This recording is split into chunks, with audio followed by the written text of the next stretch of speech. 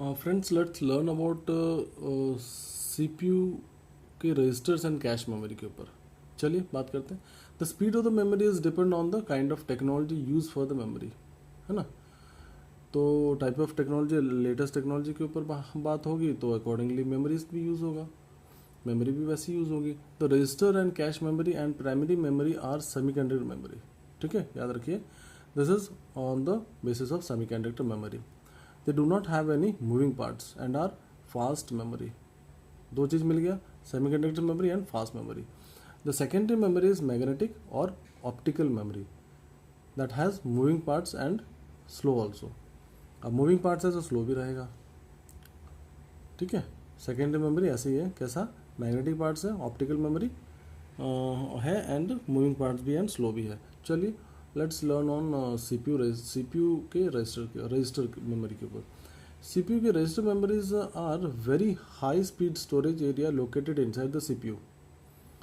Motherboard के ऊपर, processor के अंदर लगे होते हैं. After CPU get the data and instruction from the cache और RAM, the data and instructions are moved to the register for processing.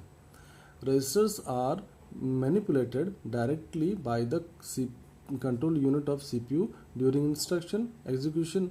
ठीक है, that is why registers are often referred to as the CPU working memory.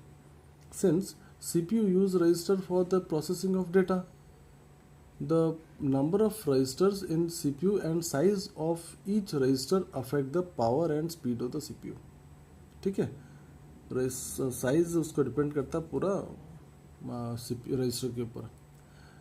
The more the number of register, ज़्यादा ना होंगे, मान लो 10 होंगे, 10 to 100 होते हैं, and bigger the size of each resistor 8 bit to 64 bit, the better it is. ज़्यादा हैं तो बेहतर है, बड़ा है तो बेहतर है. कैश मेमोरी क्या है? Cache memory is placed between CPU and the RAM.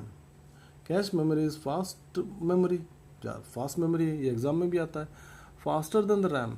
ठीक है, when the CPU needs an instruction or data during processing, it first look in the cache. If the information is present in the cache, it is called cache hit हो गया, and data or instruction is retrieved from the cache. If the instruction is not present in the cache, then it is called cache miss हो गया, and the information is then retrieved from RAM. तो इसलिए इसको कहा जाता है, सबसे पहले ये कैश में ढूंढता है. आप जब क्वेरी करते हैं तो सबसे पहले कैश मेमोरी में ढूंढता है, यदि कैश मेमोरी में नहीं मिला तो वो रैम में ढूंढता है. तो इसलिए कैश का इंपॉर्टेंस है.